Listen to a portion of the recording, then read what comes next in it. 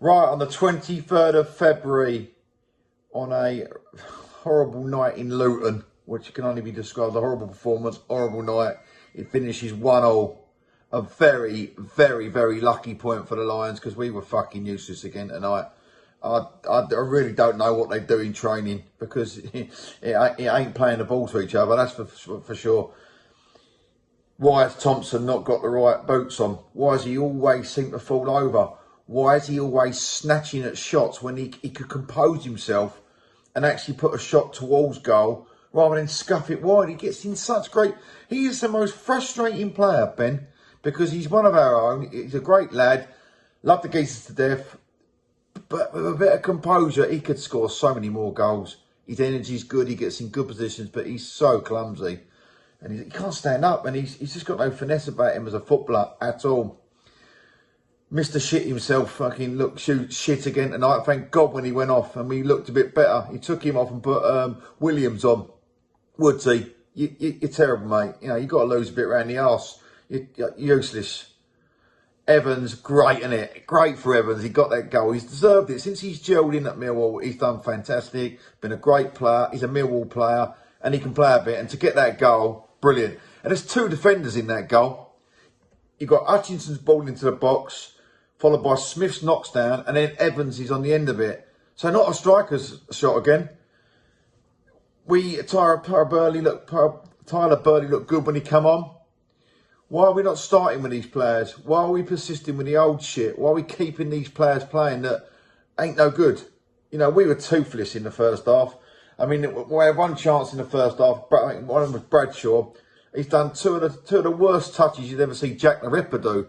Let alone a footballer that is meant to be one league off of the Premiership. It was absolutely shocking. You wouldn't see it over Charlton Park on a Sunday morning.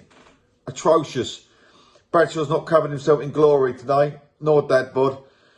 And I felt when I saw them two up front in the beginning with Jed behind them, I thought, yeah, do you know what? We can score goals here. We can rip this team apart, Luton, because they're fucking useless. Andy Bayill's goal is absolutely useless. I mean, Marlon's at fault a bit for it, but it's a lucky one, isn't it? It's gone under Bart. Ain't going to blame Bart. He's done enough for us this season. It's a horrible performance. We just can't. We can't put our foot on the ball. We can't put our foot on the ball and play a 5-yard ball. There's absolutely no fluency in the team at all. There's no link-up play. No one seems to know what the other person's going to do.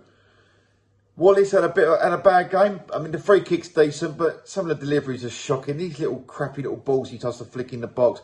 Get a decent delivery on it. Get it in there. It's so annoying. Just get the ball in the box. Do something with it. Rather than these little tippy-toe touches. And Marlon was knocking them down the line today. And nearly knocking the cameraman out of his perch up there.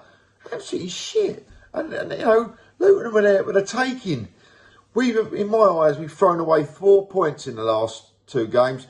Where had we taken them, we'd only be 1 or 2 points off of the playoff positions. And if you look at the stats, we've only lost 7. It's only 1 less than, I think, Norwich or Swansea.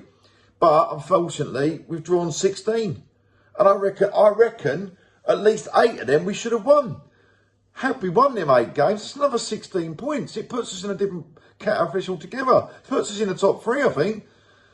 It's a frustrating season because, obviously, the injuries are mounting up. We've not got our best side out there. Let's not be under no illusions. Our best side's not out there.